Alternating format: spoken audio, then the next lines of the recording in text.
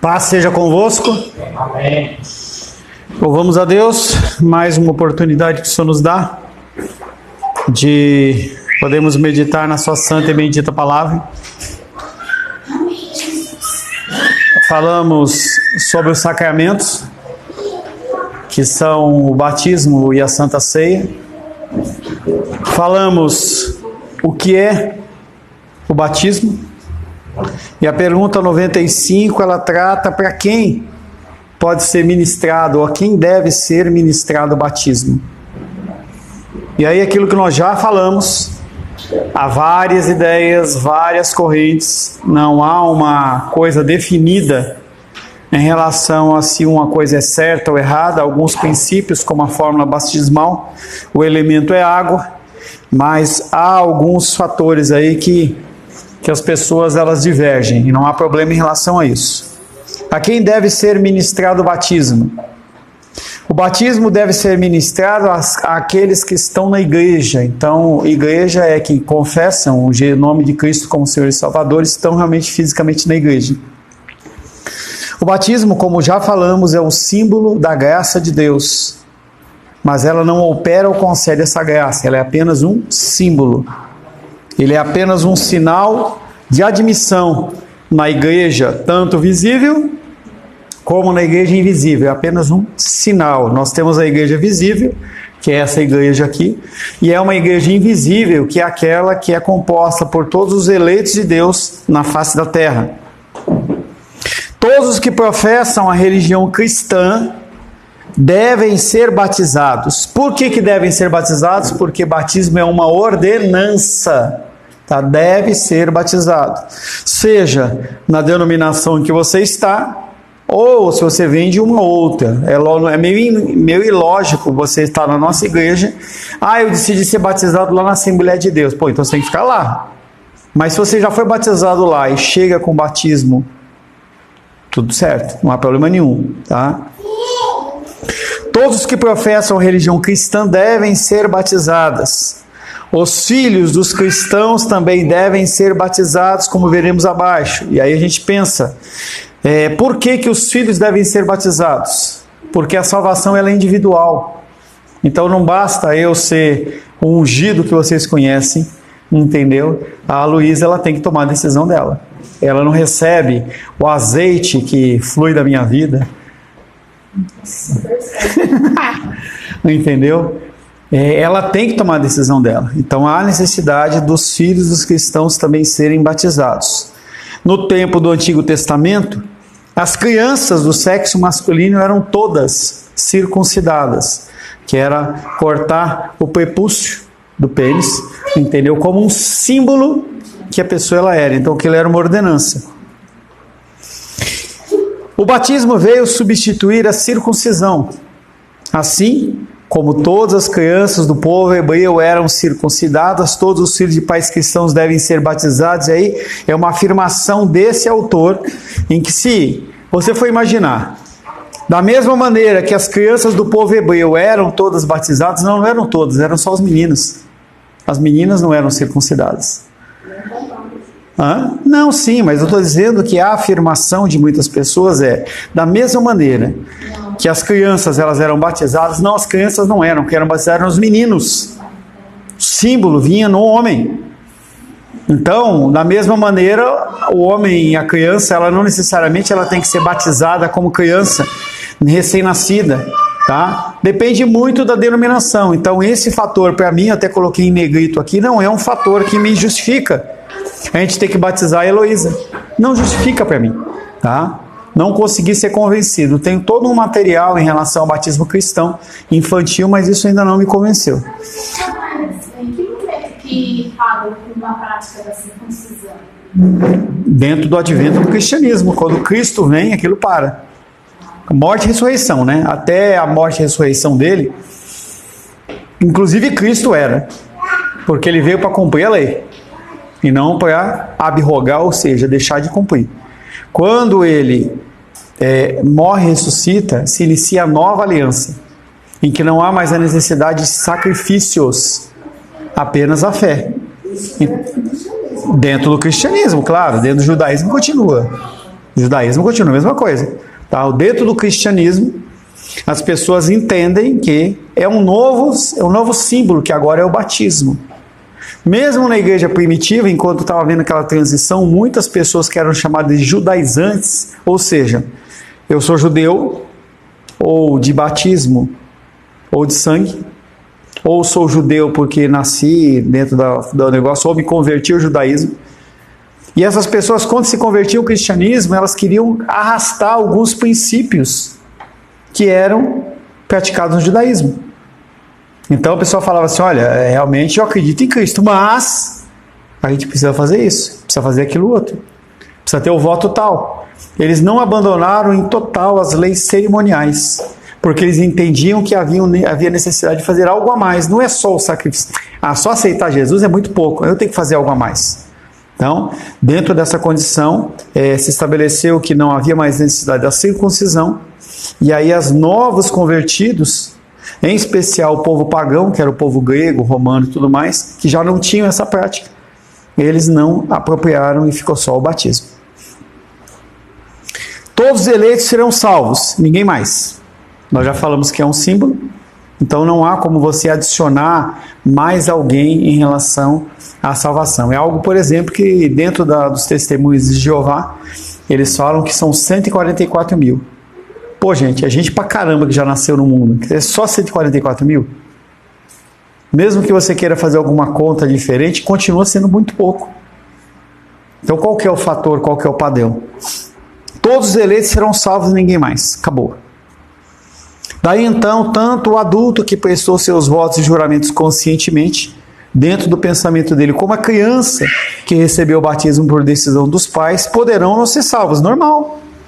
Tanto eu fazendo o batismo, como a Heloísa sendo batizada, se for eleito, está salvo.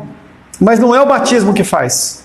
Que é aquilo que a gente já falou aqui, por exemplo, na igreja luterana, o batismo ele elimina os pecados. Dentro da igreja católica romana, o batismo faz com que a pessoa ela seja elevada à salvação. O batismo é a salvação. Sem o batismo a pessoa é pagã, ela morre e ela vai para o inferno. Ou vai para o purgatório, que seja.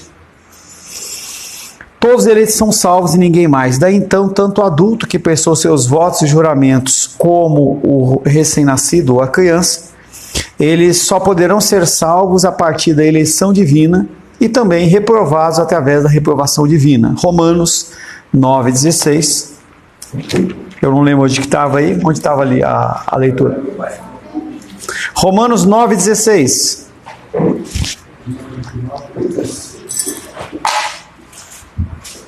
Assim, pois, não depende de quem crê ou de quem corre, mas de usar Deus a sua misericórdia. Cadê o óculos, André? Perdeu o óculos? Esqueci em casa. Assim, pois, não depende de quem quer ou de quem corre. Que corre porque ele está fazendo uma alusão aí à condição daqueles que eram os atletas, entendeu? Que eles corriam as Olimpíadas, né? Então, não depende de quem quer ou de quem corre, mas de usar Deus a sua misericórdia. Se ele usar a misericórdia, você é eleito, senão não tem como. Não há nenhum elemento que venha trazer algum tipo de validação. Abraão circuncidou tanto Ismael como Isaac. Quem foi salvo? Isaac. Somente Isaac seria salvo, mas Deus não retirou de Ismael suas bênçãos. Não quer dizer que a pessoa não possa ser abençoada, é diferente. Ambos eram descendentes de Abraão, mas somente um seria salvo. O outro receberia muitas bênçãos terrenas por ser filho de Abraão. Gênesis 17, versos 20 a 22. Gênesis 17. 20 a 22. Por favor. Quanto a Ismael, eu te ouvi, abençoá-lo-ei, falo-ei, fecundo e multiplicarei extraordinariamente. Gerará 12 príncipes e dele farei uma grande nação. Então a gente... aliança... Pode falar, desculpa, eu pensei que tinha acabado. A minha aliança, porém, estabelecê-la-ei com Isaque, o qual Sara te dará à luz neste mesmo tempo, daqui a um ano. E fim desta fala com Abraão Deus se retirou dele, elevando-se. Quem foi que se retirou dele? Deus. Que Deus? Jesus. Tá? A figura da manifestação presencial, ela é sempre de Cristo. Tá? Da mesma forma, tanto Esaú como Jacó, eles também foram circuncidados, mas somente um seria salvo. O sinal do que pertencia ao povo hebreu foi dado a ambos. Romanos 9,13.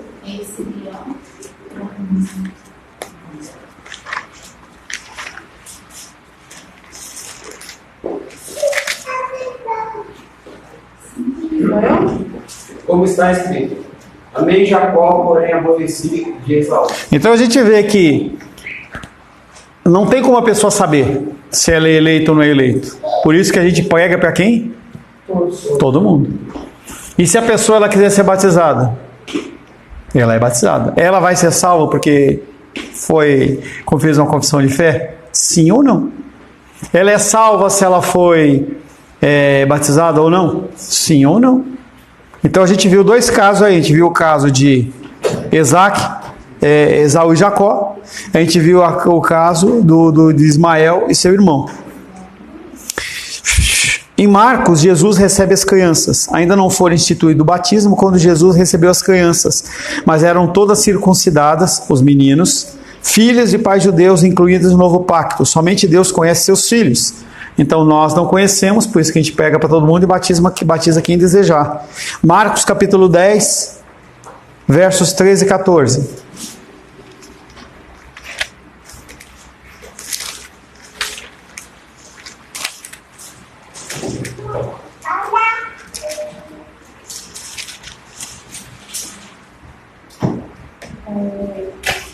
Então eles trouxeram algumas crianças para que as tocasse, mas os discípulos os repreendiam. Jesus, porém, por isso, indignou-se e disse-lhes: deixai vir a mim os pequeninos, não os embaraceis, porque buscais aqui no reino. Ele está dizendo que o reino de Deus é das crianças? Não. Quem são as crianças? Nossa, Quem são as crianças? Tá? E aí as crianças aqui físicas, porque são crianças físicas aqui, elas são apenas um símbolo, novamente. Tá? E aí se pensar, a criança é pura. Ah, Heloísa, como ela é uma menina pura, né? Você é pura, né? Pura. Pura. Não é mesmo? Nem você. Entendeu? E aí, isso aqui é apenas um símbolo. Ele fala, deixar vir os pequeninos, aqueles que ainda não conhecem a fé. E aí, Jesus ele usa um símbolo de uma pessoa, de uma criança, para trazer a condição também minha e sua. A graça e o batismo. Não se deve desprezar ou negligenciar essa ordenança. Mas a graça e a salvação não estão interligadas, de tal modo que a pessoa ela só possa ser regenerado se ela for batizada. Então, muitas pessoas entendem que se não houver o batismo, a pessoa continua pagã. Quando a gente vê a condição na igreja pentecostal, se acrescenta além do batismo nas águas, o batismo com o Espírito. Se você não fala em outras línguas, você não é tão espiritual assim. Você não é salvo, você não pode ser pastor, você não pode ser evangelista, você não pode fazer nada. Por quê? A pessoa entende que você é pagã. Aí você começa novamente trazendo uma coisa que é bíblica, que é um símbolo, como uma forma de atestar a salvação. Então nós temos que entender que isso não mostra. Tá? Lucas 7, de 29 e 30. Lucas 7, verso 29 e 30.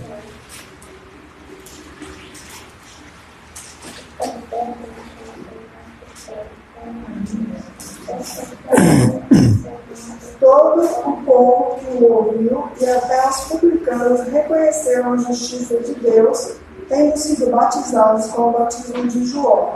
Mas os fariseus e os intérpretes da lei rejeitaram. Quanto a si mesmos, o desígnio de Deus, não tendo sido batizados por ele. Tá, então, apesar daqueles homens terem passado pelo mesmo ensino, ele vem falando que os publicanos reconheceram a justiça de Deus, que seriam os pagãos, Mas mesmo os publicanos, todos eles foram salvos? Não. Os fariseus e os intérpretes da lei que rejeitaram, todos eles foram rejeitados? Não. Em algum momento eles podem ter sido salvos ou podem ter aceito ao Senhor. O batismo é obrigatório aos membros da igreja visível, porém a Deus pertence a salvação, a salvos sem o batismo e batizados que não receberam a salvação. Tá? Então a gente tem essas duas condições. Obrigatoriedade do batismo. E aí nós caímos na mesma questão lá da oração. Por que eu tenho que orar se Deus não vai fazer a minha vontade?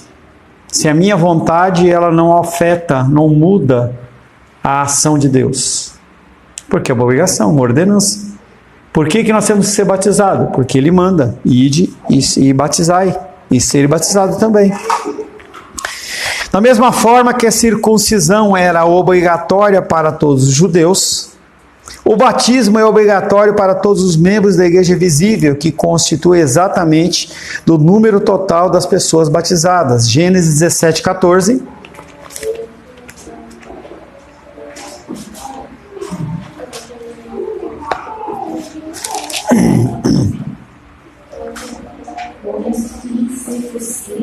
E não fosse circuncidado na carne do justo, essa lei será eliminada do seu corpo.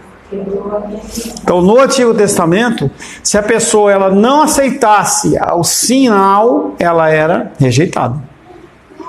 Então, a pessoa hoje, se ela tem a plena consciência do que é o cristianismo, e ela mesmo assim não quer ser batizada, será que ela é o eleito de Deus?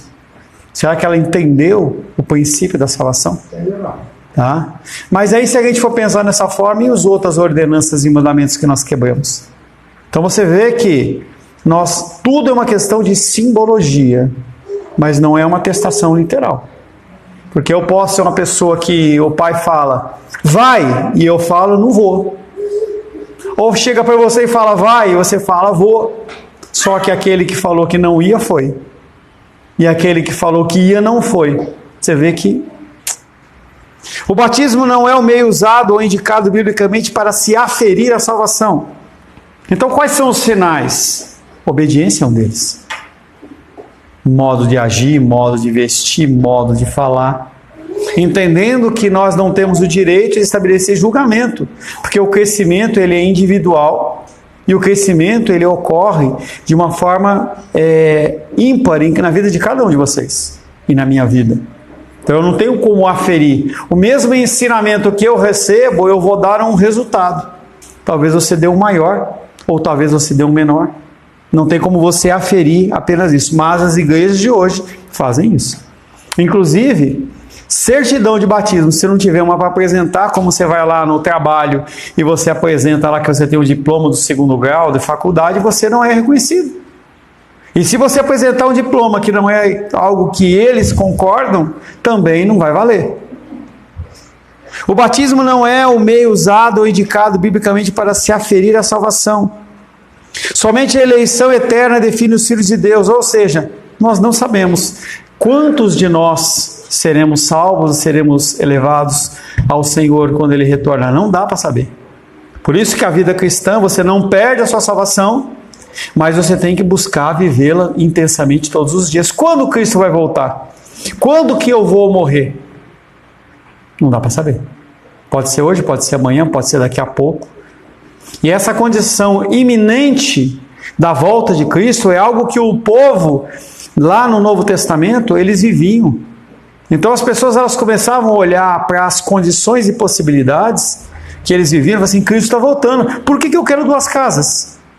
Por que eu quero 2 carros? Por que eu quero manter R$1 milhão lá na minha conta corrente? Pode ser que Cristo volte. E a gente tem que usar esse conhecimento de muita sabedoria.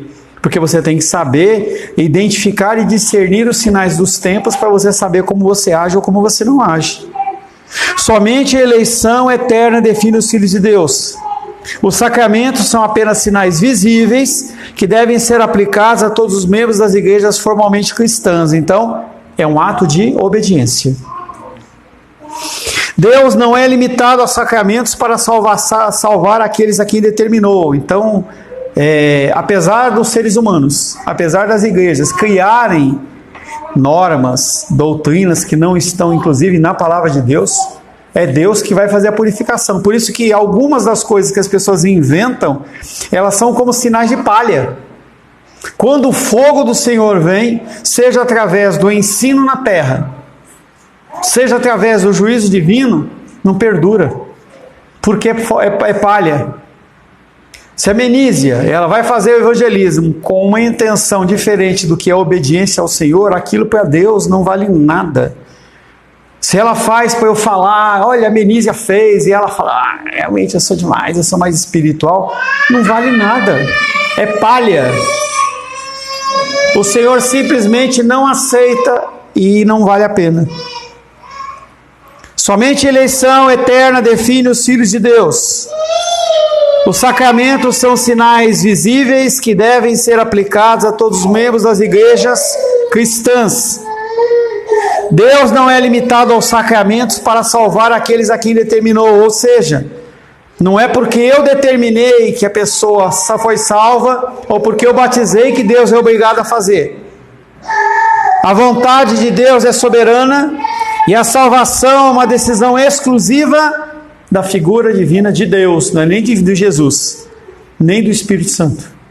Apesar deles serem a mesma essência, apesar de todos eles serem Deus, quem define os eleitos de Deus, a função de definir os eleitos de Deus é a figura de Deus Pai, e dele somente.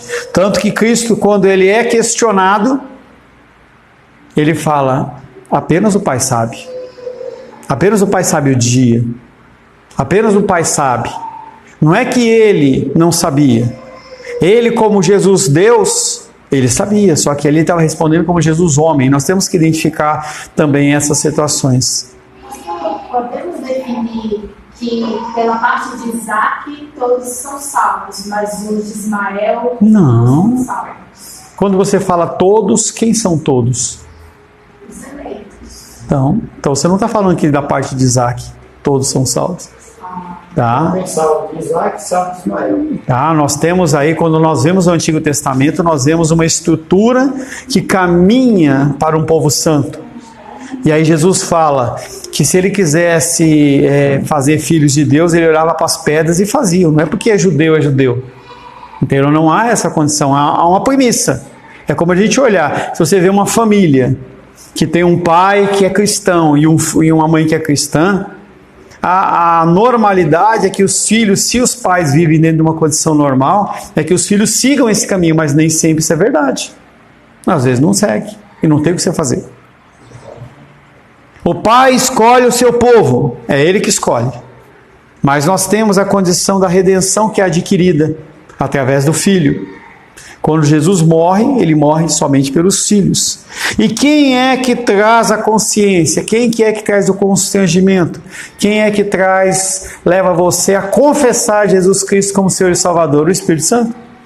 Cada um tem uma função. Se um não cumprir a sua função, o trabalho ele fica incompleto. Por isso que dentro da igreja, dentro da família, dentro do trabalho, cada um tem que fazer a sua parte. Você não tem que querer fazer a parte do outro, você tem que fazer a sua parte. A igreja visível é a precursora do reino de Deus, mas não é possível afirmar com certeza que somente os membros das igrejas serão salvos. Então você olha e fala assim, então somente os membros da igreja evangélica serão salvos. Está errado. Você vai encontrar pessoa da Umbanda, você vai encontrar pessoa de qualquer religião, de Maomé e tal, pessoas que em algum momento elas vão se converter.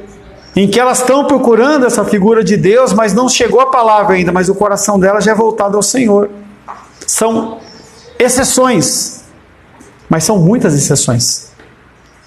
Índios da igreja, índios da Amazônia, regiões inabitadas, regiões do Oriente Médio em que as pessoas não ouviram, ou que são islamistas. Então não é apenas as pessoas da igreja evangélica que não tem, que está lá com a cruzinha na parede, que são salvos. É como o povo judeu. Nós temos o povo judeu, mas se aqueles não se converterem de coração verdadeiramente, se não nascerem de novo, como Jesus Cristo falou com Nicodemos, eles vão se perder. A igreja visível é a precursora do reino de Deus, mas não é possível afirmar com certeza que somente os membros das igrejas serão salvos, como muita igreja fala. Ah, se você não for batista, se você não for presbiteriano, se você não for assembleiano, se você não for da igreja Semente de Vida ou qualquer outra, você não é salvo, não. Não existe isso. Os bons e os maus estarão juntos na igreja e fora da igreja, mas serão separados em que dia? No dia do juízo. Mateus capítulo 13.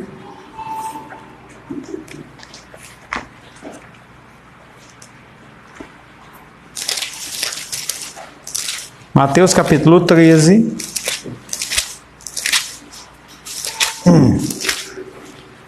13, 47 e 48. Não, agora sou eu. A Lívia e a Luísa Helena. O reino dos céus é ainda semelhante a uma rede que, lançada ao mar, recolhe peixe de 2 pés. E quando já está cheia, os pescadores arrastam-na para a praia e, assentados, escolhem os bons para os cestos e os ruins deitam fora. Joio e trigo. Então a gente não pode olhar para uma pessoa e falar que ela não é salva, ou tratar ela como ímpia. A nossa função é derramar amor e ensino, que é o que para muitos aqui eu faço. Você insiste, vamos, a pessoa está tropeçando e você está ajudando. No dia do juízo não vai ter isso. E ele fala que no dia do juízo vai ser como lançar a rede. Então a rede ela vai ser lançada sobre a humanidade. Toda a humanidade ela vai ser dada. Quando a gente vê lá em Apocalipse, ele fala assim, inclusive os mortos. O mar dá os seus mortos. Todo mundo vai estar numa rede só. E aí vai ser escolhido. Escolhido não porque na hora vai escolher, não. Vai simplesmente olhar a condição da escolha divina antes da fundação do mundo. E vai se procurar esse selo dos eleitos. Então aquele que é salvo, que é eleito, ele é separado como um peixe bom. Os outros são lançados fora.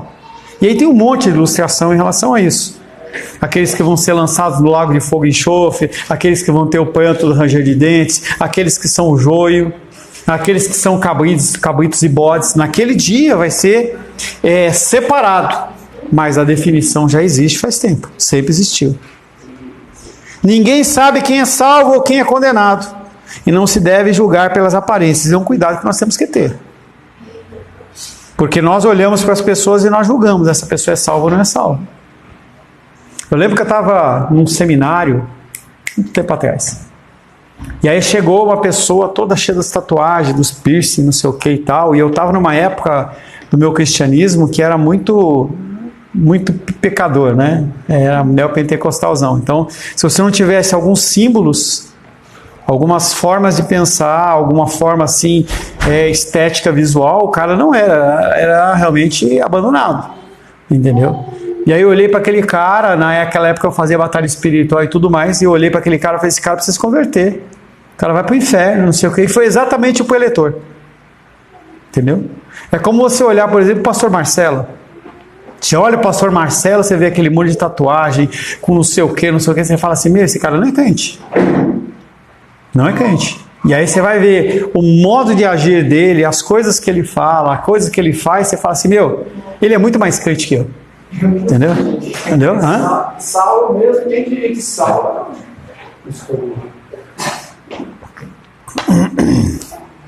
Ninguém sabe quem é salvo ou quem é condenado. Não se deve julgar pelas aparências. Aqueles que prestam grande serviço na igreja ou que se distinguem por sua vida de alto padrão moral ou aparente piedade, nem sempre serão chamados. Mateus capítulo 21, verso 31. Essa aqui é a frase mais amarga. Não é não. Pensei que fosse. Mateus capítulo 21, 31. 28 a 31, por favor. Mateus 21. de 28 a 31. E que vos parece? Um homem tinha 2 filhos. Chegando-se ao primeiro, disse: Filho, vai hoje e trabalha na vinha. Ele respondeu: Sim, senhor, porém não foi. Dirigindo-se ao segundo, disse a mesma coisa. Mas este respondeu: Não quero. Depois arrependido, foi. qual dos dois fez a vontade do Pai? Disseram: o segundo. Declarou Jesus: em verdade vos digo que publicanos e meretrizes vos precedem no reino de Deus. Imagina o impacto de uma frase dessa diante de religiosos. E você chegar para um pastor mega top de uma igreja com 10 mil membros e olhar para ele e falar que prostitutas, publicanos, pessoas que vivem no meio da macumba, eles vão entrar no reino de Deus antes de você. Foi exatamente o que ele falou aqui. Então as pessoas, elas não podem julgar suas aparências, porque ninguém conhece o coração. Isso é facilmente explicado. Nenhum homem, seja por sacramento ou decisão própria, é capaz de fazer a vontade de Deus. Então tudo que eu faço que é bom, tudo que eu faço que é bom, procede de Deus e não de mim. Tudo é de Deus. Glória a Deus. Somente os verdadeiros cristãos conseguem em Cristo, porque andam nas obras que Deus tem preparado para eles antes do mundo existir. Nós só vamos conseguir fazer algo em Deus. Para finalizarmos, Efésios 2:10.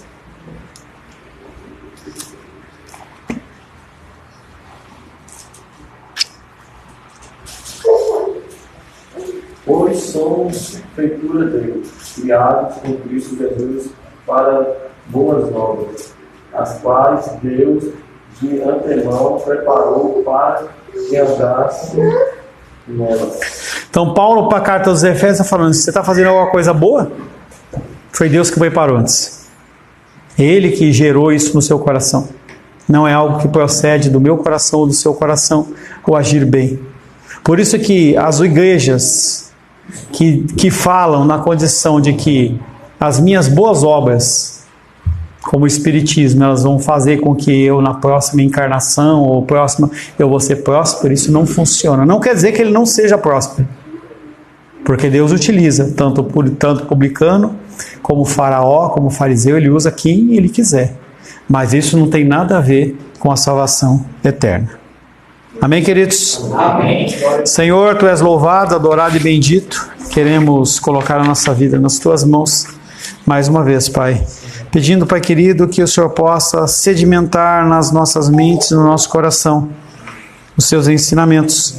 E nós possamos, Pai, não só nos engordar de conhecimentos, mas nós possamos aplicar na nossa vida. E assim, Pai, queria impactar também a vida daqueles que estão à nossa volta. Que nós possamos, Pai querido, cumprir o ID, levando o Evangelho a toda criatura, Pai. Oro em nome de Jesus. Amém. Amém. Graças ao nosso bom, querido e amado Deus.